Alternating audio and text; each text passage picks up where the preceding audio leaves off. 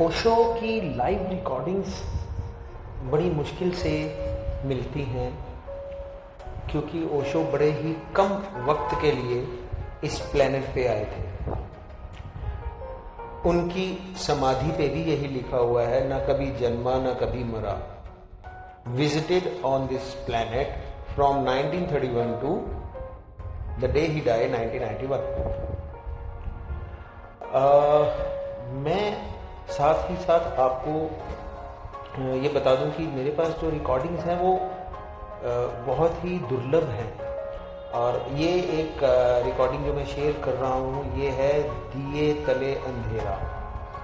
मतलब दिया तले अंधेरा इसलिए बोला गया है कि ओशो कहते हैं कि मनुष्य की सबसे बड़ी कठिनाई मनुष्य का अपने प्रति ही अज्ञान है। दिए के नीचे जैसे अंधेरा होता है वैसे ही मनुष्य उस सत्ता के प्रति अंधकार में होता है जो कि उसकी आत्मा है।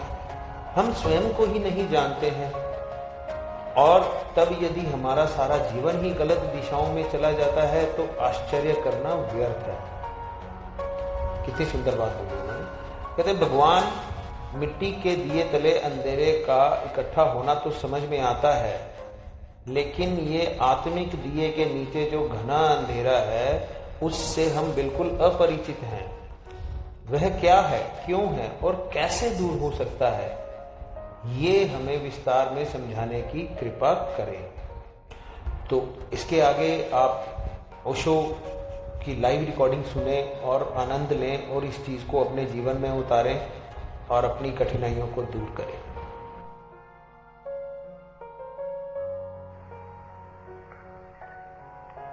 भगवान प्रवचन माला के आरंभ में कृपा कर हमारी श्रद्धा और नमन स्वीकार करें। पद के प्रदीप में आपका वचन, मनुष्य की सबसे बड़ी कठिनाई मनुष्य का अपने प्रति ही अज्ञान। दिए के नीचे जैसे अंधेरा होता है वैसे ही मनुष्य उस सत्ता के प्रति अंधकार में होता है जो कि उसकी आत्मा। हम स्वयं को ही नहीं जानते और तब यदि हमारा सारा जीवन गलत दिशाओं में चला जाता है तो आश्चर्य करना व्यर्थ है। भगवान मिट्टी के दिए तले अंधेरे का इकट्ठा होना तो कुछ समझ में आता है, लेकिन ये आत्मिक दिए के नीचे जो घना अंधकार है उससे हम बिल्कुल अपरिचित हैं। वह क्या है, क्यों है और कैसे दूर हो सकता है, यह हमें विस्तार से समझाने की कृपा करें।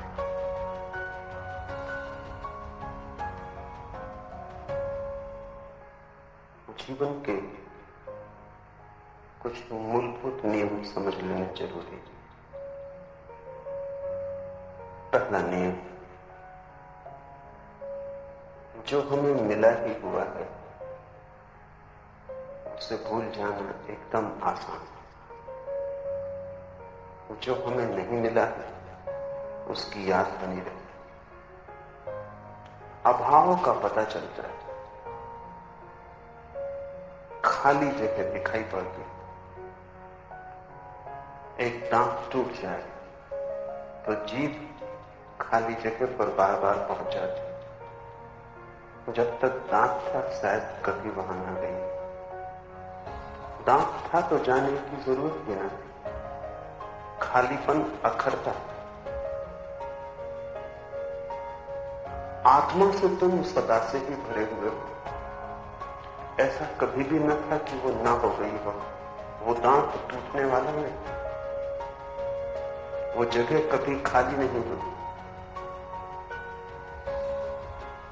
सदा ही आत्मा रही और सदा रही।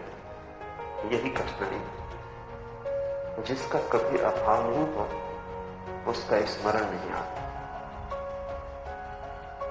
जब तक तुम्हारे पास धन हो तब तक धन की क्या जरूरत है। निर्धनता में धन याद आता है। जब तक तुम स्वस्थ हो शरीर का पता भी नहीं चलता। जब बीमारी आती है तब शरीर ही शरीर दिखाई पड़ता है। बीमारी की परिभाषा ही यही है कि जब शरीर का पता चले। स्वास्थ्य की परिभाषा यही है कि जब शरीर का बिल्कुल पता ना चले। पूर्ण स्वस्थ व्यक्ति ऐसे होगा जैसे शरीर है ही नहीं। शरीर कभी बीमार होता है, कभी स्वस्थ होता है। आत्मा कभी बीमार नहीं होती, कभी स्वस्थ नहीं होती। आत्मा जैसी है एक रूप वैसी ही बनी रहे। उसका तुम्हें पता कैसे चलेगा? उसकी तुम्हें स्मृति कैसे आएगी? ये पहली कठिनाई है। इसलिए जन्म जन्म लग जाते हैं उसे खोजने में जो तुम्हारे भीतर मौजूद है। बड़ा उल्टा लगता है ये कहना कि जन्म जन्म लग जाते हैं उसे खोजने में, जिसे खोजने की कोई जरूरत ही नहीं, जो सदा ही मिला हुआ, जिसे तुमने कभी खोया ही नहीं, जिसे तुम चाहते तो भी खो ना सकते, जिसे खोने का कोई उपाय ही नहीं।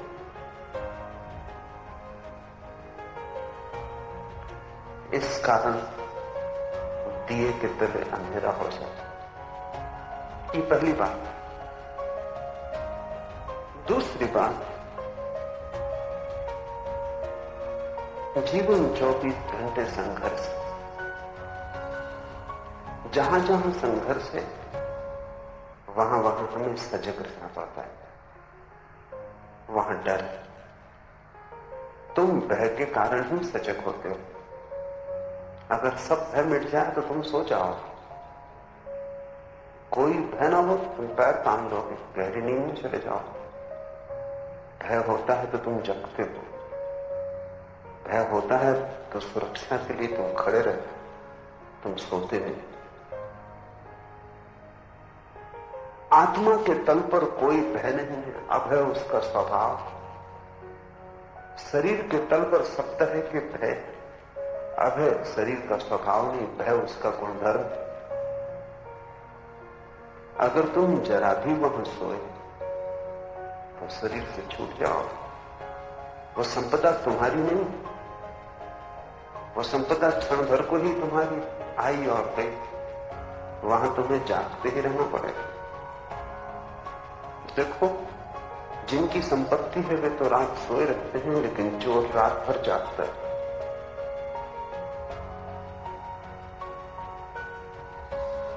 मैंने सुना है एक चोर ने एक बार बहुत धन इकट्ठा कर लिया। चोर अक्सर कर लेते, लेकिन रात में सोता नहीं, घूम के चक्कर लगाता। उसके मित्रों का न समझ, अब तुझे चक्कर लगाने की कोई जरूरत नहीं, रात भर जगने की कोई जरूरत नहीं। चोर ने कहा पुरानी आदत। और फिर डर भी लगता है कि अगर मैंने चोरी की तो कोई मेरा न ले जाए। चोर सदा भयभीत होता है। अचोर ही सो सकता है, चोर भयभीत होगा। उसे अच्छी तरह पता है कि किस तरह दूसरे लोग सो रहे थे तब वो चोरी कर ले गए। उनकी नींद ही तो चोरी का रास्ता बनी। बहुत बड़ा विचार हुआ ऑस्कर वाइल्ड। किसी मित्र ने उससे पूछा कि एक किताब मुझे पढ़ने की जरूरत है, बाजार में मिलती नहीं, लाइब्रेरियों में मौजूद नहीं। मैंने सुना है कि वो किताब तुम्हारे पास है, बाहर जाने का निश्चित है, लेकिन मैं दूंगा। मित्र हैरान हुआ, पुराना संबंध, सिर्फ पढ़ने को किताब मांगता हूं, किताब दोगे नहीं बाजार में? वाइल्ड ने कहा उसका कारण, ये सब किताबें मैंने मांग मांग के इकट्ठी की, ये सब चुराई हुई। ये जो हजारों किताबें मेरी लाइब्रेरी में दिखाई पड़ती हैं, एक भी मैंने खरीदी नहीं। अब तुम मुझसे मत मांगो। चोर सदा डरा होता, जो उसने किया है वही उसके साथ हो। तो तुम धन के प्रति तो जागे रहते हो, तिजोरी भरी हो तो तुम उससे बैठे रहते। मकान बड़ा हो तुम पहरा लगा के बैठे रहते। तुम जो भी कमा लेते हो उस पर तो तुम्हें जीते और मरते पहरा देना पड़ता है। कहावत है कि धनी मर जाए तो अपनी संपत्ति पे सांप होकर बैठ जाता है। कहावत बड़ी अच्छी। उसका कुल मतलब इतना है कि जिंदा भी तुम पहरा दोगे, मर के भी तुम पहरा दोगे। लेकिन आत्मा की संपदा न तो तुमने चुराई, न तुमने किसी से छीनी। वो संपदा सदा ही तुम्हारी रही और वहां कोई भय व्याप्त नहीं होता, तो तुम जागोगे क्यों? जहां भय नहीं वहां तुम जागोगे क्यों? इसलिए दिए के तले अंधेरा इकट्ठा हो जाता। तीसरी बात जो शाश्वत है, जो सदा है और सदा रहेगा, उसके लिए जल्दी भी क्या है? जो क्षणभंगुर है, अभी है और अभी खो जाए, वहां बड़ी जल्दी, बड़ी आपाधापी। देखो, पूर्व और पश्चिम में एक फर्क। पश्चिम में लोग बहुत तेजी में रोज नई नई व्यवस्था करते हैं कि तेज रफ्तार और तेज रफ्तार कैसे हो जाए, कितनी तेजी से हम पहुंच जाएं, कितनी तेजी से काम कर लें। नई विधियां खोजते हैं, नए उपकरण खोजते हैं, भयंकर तीव्रता में जीते। पूरब में लोग इतनी जल्दी में नहीं, आहिस्ता चलते हैं। कहीं पहुंचने का कोई बहुत आग्रह नहीं, पहुंच गए ठीक, न पहुंचे तो ठीक। पश्चिम और पूरब के लोग एक दूसरे को समझ भी नहीं पाते। पश्चिम में अगर किसी ने कहा कि मैं 5 बजे मिलने आता हूं, तो वो 5 बजे ही मिलने आया। पूरब में किसी ने कहा आता हूं मिलने, तो पक्का मत करना कि वो आज आएगा, कल आएगा कि परसों आएगा, आएगा कि नहीं आएगा। इसका कारण ये नहीं है कि पूरब कोई विश्वासघाती, इसका कारण यह है कि पूरब में समय की त्वरा नहीं। और गहरे में खोजोगे तो पाओगे पश्चिम में जो धर्म प्रचलित है, ईसाइयत, यहूदी, इस्लाम, वो तीनों धर्म एक ही जीवन को मानते हैं। वो कहते हैं आगे फिर कोई जीवन नहीं, बस यही जीवन समाप्त। इससे जल्दी पैदा हो गई, सब खोया जा रहा है। वोट लो, सब जा रहा है हाथ के बाहर, इसके पहले कि निकल जाए, चूस लो, उसका रस ले लो। वो तुम्हारे लिए रुका नहीं रहेगा। अगर तुमने देर अबेर की तो तुम ही भटकोगे, समय लौट के ना आएगा। एक मारवाड़ी ने 1950 के 1 करोड़ कैलेंडर खरीदे। 1 पैसे के 4 मिल रहे, तब 1950 के कैलेंडर का कोई उपयोग भी नहीं बिक पाए होंगे, पड़े रह गए। तो तुम उससे पूछा कि पागल, माना कि बहुत सस्ते हैं, 1 पैसे के 4 मिले, लेकिन कब करेगा? उसने कहा कभी ना कभी तो 1950 लौट के आएगा, तब देखना, तब करोड़ों वर्ष जाएंगे। पूरब में लोग वर्तुलाकार समय को मानते हैं, हर चीज फिर लौट के आएगी। कोई चीज सदा के लिए नहीं खो जाती। आज खो गई, कल मिल सकती, परसों मिल सकती। इस जन्म में खो गई, अगले जन्म में मिल जाएगी। इस जन्म में जवानी को खो दिया, घबराओ मत, बहुत बार मिलेगी। इसलिए तेजी नहीं, भागदौड़ नहीं। पश्चिम में एक ही जन्म की धारणा है, जन्म से लेकर मृत्यु तक बस इतनी ही 70 साल की यात्रा, फिर सदा के लिए समाप्त। इसलिए कितनी तेजी से रफ्तार करो, कितनी तेजी से उत्पादन करो, आदमी का कितना समय बच जाए कि वो जीवन को भोग ले, और आदमी आखिरी दम तक भोगता रहे, इसकी व्यवस्था करो। ये सारी धारणा पैदा हुई। ये मैं क्यों कह रहा हूं? ये मैं इसलिए कह रहा हूं कि जहां समय कम मालूम पड़े, वहां तुम जोर से भागोगे, पकड़ोगे, भोगने में उत्सुक हो जाओ। और जहां समय शाश्वत, वहां कोई जल्दी नहीं। आज न देखा हर्ज नहीं, कल भी न देखा हर्ज नहीं, जन्मों जन्मों न देखा तो भी हर्ज नहीं, कभी भी देख नहीं।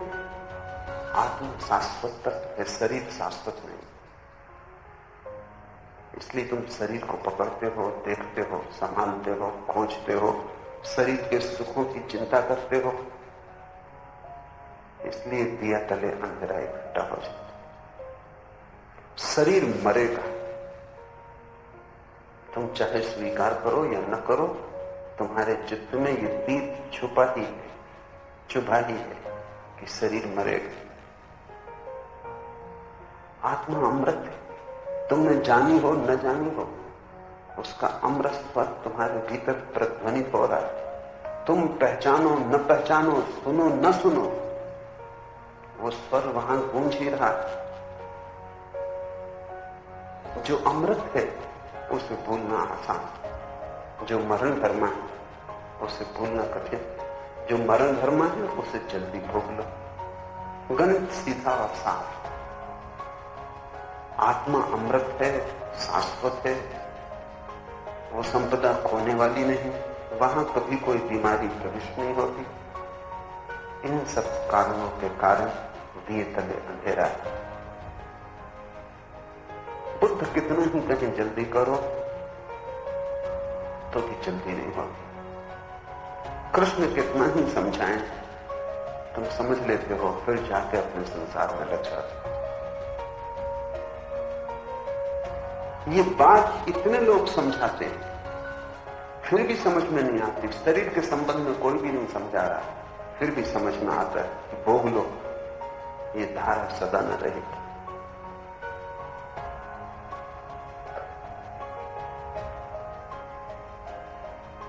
ये सारे कारण अगर ठीक से देख लोगे तो हमें समझ में आएगा कि क्यों चेतना धारा बाहर की तरफ बह रही और भीतर की तरफ नहीं। क्यों तुम बाहर की तरफ देख रहे हो और भीतर नहीं? क्यों तुम धन खोज रहे हो, पद खोज रहे हो, संसार खोज रहे हो, आत्मा परमात्मा मोक्ष नहीं? ये बिल्कुल स्वाभाविक घटा है। ये दिया तले अंधारा बिल्कुल स्वाभाविक है। ये वैसे ही है जैसे साधारण मिट्टी के दिए के नीचे अंधेरा हो। ऐसे ही तुम्हारे नीचे अंधेरा है। ये अंधेरा कब तक रहेगा? जब तक तुमने स्वयं को शरीर माना है, यह अंधेरा रहेगा। जब तक दिया है तब तक अंधेरा रहेगा। ज्योति अकेली हो फिर उसके नीचे कोई अंधेरा नहीं रहेगा।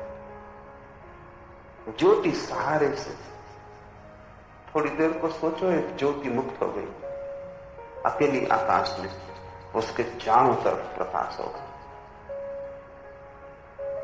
लेकिन ज्योति दिए के सहारे, दिया तो ज्योति नहीं, जितनी जगह दिया घेरेगा उतना तो अंधेरे में रहेगा। इसलिए बड़ी विरोधाभासी घटना घटती, दिया सबको प्रकाशित कर देता है और खुद अंधेरे में डूबा रह जाता। तुम सबको देख लेते हो, बस खुद ही का दर्शन नहीं हो पाता। तुम सबको समझ लेते हो, बस एक ही अनसमझा रह जाता है, वो तुम स्वयं। तुम सबकी सहायता कर देते हो, बस एक ही असहाय रह जाता है, वो भीतर। तुम चारों तरफ संपत्ति के ढेर लगा देते हो, बस भीतर एक खालीपन, एक निर्धनता है। जब तक ज्योति शरीर के सहारे, जब तक तुमने समझा है कि मैं शरीर, जब तक ज्योति को यह भ्रांति है कि वो दिया है, मिट्टी का दिया है, जब तक ज्योति ने साफ साफ नहीं पहचान लिया कि दिया मिट्टी है और मैं मिट्टी नहीं, आत्मा अग्नि धर्मा है, शरीर मिट्टी। तुमने देखा कि अग्नि का एक स्वभाव है कि वो सदा ऊपर की तरफ जाती है, ऊपर ऊपर। तुम दिए को उल्टा भी कर दो तो भी ज्योति ऊपर की तरफ जाएगी। तुम ज्योति को उल्टा न कर पाओ। अग्नि का स्वभाव है ऊर्ध्वगमन। इसलिए सारे ज्ञानी को उपलब्ध व्यक्तियों ने आत्मा को अग्नि धर्मा कहा है। इसलिए जरथुस्त्र को मानने वाले 24 घंटे दिए को जलाए रखते हैं मंदिर में।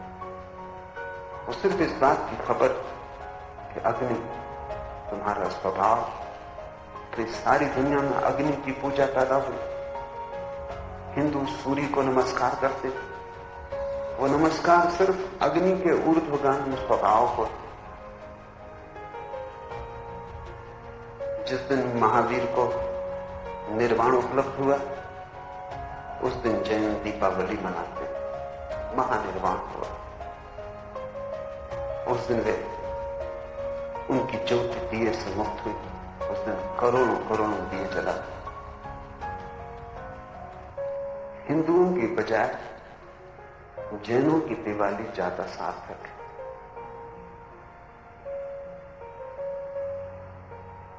हिंदू तो लक्ष्मी की पूजा के लिए दिवाली मनाते, बड़ी उल्टी। तुम अग्नि को भी लक्ष्मी की पूजा में लगाते, जो ऊर्ध्वगामी है उसको भी अधोगामी की तरफ लगाते। तुम दिए भी जलाते हो तो भी संसार को प्रकाशित कर रहे हो। जैनों की दिवाली ज्यादा अर्थपूर्ण। वे इसलिए मनाते हैं दिवाली की उस रात महावीर महानिर्वाण को उपलब्ध हुए। अमावस की रात महावीर ने ठीक रात चुनी। बुद्ध ने पूर्णिमा की रात ज्ञान उपलब्ध किया, पर महावीर ने ज्यादा ठीक रात चुनी। अमावस की अंधेरी रात सब तरफ अंधकार है और महावीर प्रकाश हो गए। उस अंधकार में वो प्रकाश ठीक विरोध के कारण प्रगाढ़ होकर दिखाई पड़ा। एक दिया जलाओ, जब पूर्णिमा की रात हो उसका कुछ पता भी न चलेगा। अंधेरी अमावस में एक दिया जलाओ, उसकी रोशनी बड़ी प्रगाढ़ होगी। तो जैनों की दिवाली ज्यादा सार्थक है, लेकिन कोई जैन उसको मनाता नहीं। सब जैन हिंदुओं की दिवाली मना रहे हैं। कब उन्होंने भी लक्ष्मी की पूजा शुरू कर दी कहना मुश्किल। मन तो हिंदुओं का ही है, उसमें कोई बहुत फर्क नहीं पड़ता। वो भी धन की ही पूजा कर रहे हैं।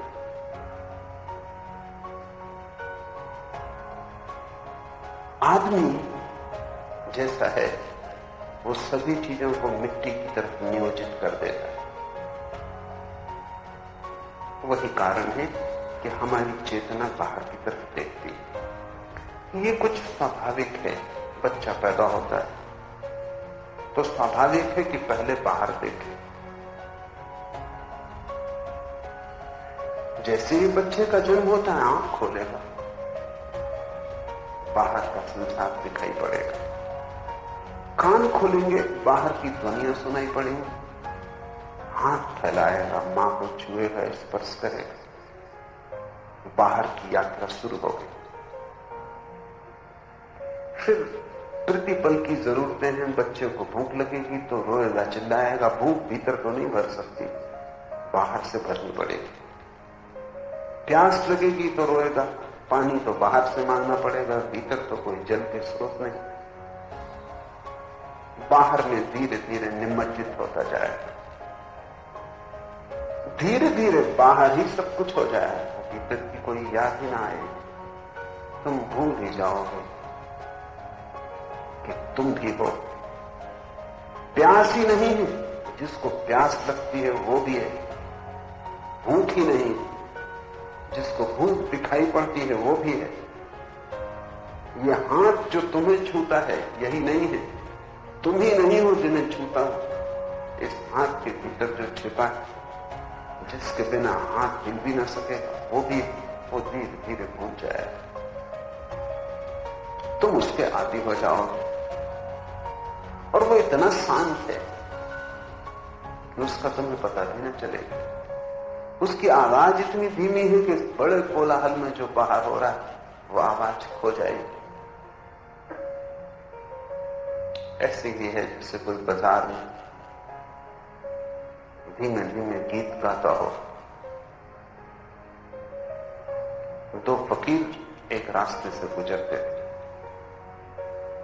अचानक एक फकीर ने कहा कि सुना, अजान का समय हो गया, मस्जिद से अजान की आवाज है, सांझ का वक्त। दूसरे फकीर ने कहा, हैरान कर दिया तुमने। इस बाजार के कोलाहल में जहां हजारों लोग भाव कर रहे हैं, चीजें बेच रहे हैं, चिल्ला रहे हैं, जहां कुछ समझ में नहीं आता, तुम्हें अजान मस्जिद की कैसे सुनाई पड़ी?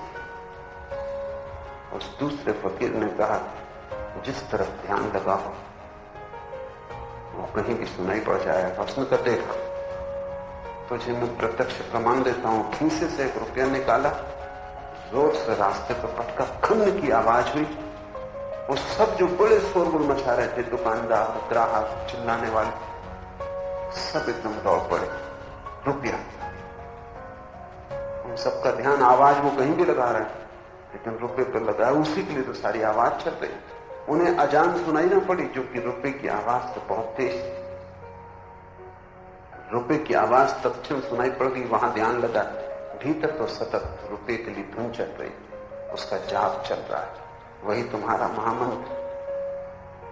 तुम वही देख पाते हो जिस तरफ तुम्हारी वासना दौड़ रही, तुम वही सुन पाते हो जिस तरफ तुम्हारे काम लगे, तुम वही पकड़ पाते हो जो तुम चाहते हो। एक बड़ा चित्रकार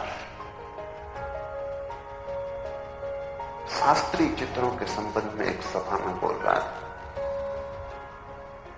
उसने कोई 2 घंटे तक चित्रकला की बड़ी सूक्ष्मतम गहराइयों में प्रवेश किया, चित्रकला के बड़े सूक्ष्म पहलू उगाड़े और समझाए।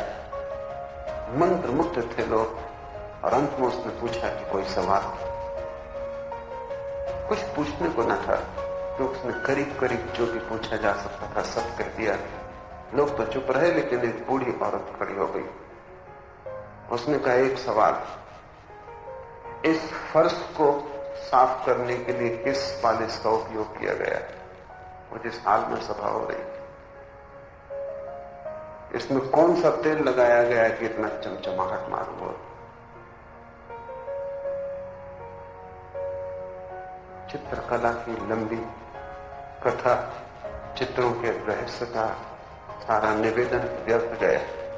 ये स्त्री पूरे वक्त फर्श को ही देखती रही हो, और उसने सोचा कि यह आदमी रंगों और चित्रों के संबंध में इतना जानता है कि फर्श पर कौन सा तेल लगा के इसको चमकाया गया है, जरूर जानता होगा। ये औरत घर में फर्श चमकाने में लगी रहती होगी। कुछ औरतें हैं जिनका दिमाग इसी में खराब हो जाए, वो फर्श ही चमकाती रहती, उनको खुद को चमकाने का मौका ही नहीं आता। वो घर की सफाई में लगी रहती, उन्हें भीतर की सफाई का समय ही नहीं मिलता। पर जिस तरफ ध्यान लगा हो, वो बात तत्क्षण समझ में आ जाती। तुम चूंकि बाहर की तरफ ध्यान लगाए हुए हो, बाहर समझ में आता है। कब तुम भीतर की तरफ ध्यान लगाओ, क्या होगा? क्या बुद्ध पुरुष तुम्हें भीतर की तरफ ध्यान लगवा सकते? अगर लगवा सकते तो ये बात कभी की घट गई होती। कोई तुम्हारे ध्यान को भीतर की तरफ नहीं लगवा सकता। जब तक कि तुम बाहर से ऊब ना जाओ, जब तक कि तुम बाहर से ऐसे विपन्न ना हो जाओ, इतने क्षुब्ध ना हो जाओ, बाहर इतना व्यर्थ ना दिखाई पड़ने लगे कि तुम खुद ही पूछो कि कोई और यात्रा भी है, कि बाहर की यात्रा समाप्त हुई। लेकिन अभी वो घड़ी नहीं आई, अन्यथा तुम भीतर झांक के देख लेते। मेरे पास लोग आते, वो कहते हैं बड़ी कठिनाई है ध्यान लगाने। कठिनाई जरा भी नहीं, अभी बाहर की वासना नहीं मरी, वही कठिनाई है। और समाज ने जैसा तुम्हें ढांचा दिया है, उसमें वो बाहर की वासना मर नहीं पाती। इसे थोड़ा समझना, ये थोड़ा कठिन। समाज ने तुम्हें जो ढांचा दिया है, उसके कारण बाहर की वासना न तो तृप्त हो पाती है और न मर पाती। तृप्त हो जाए तो मर जाए, क्योंकि सभी तृप्ति तुम्हें उबा जाती।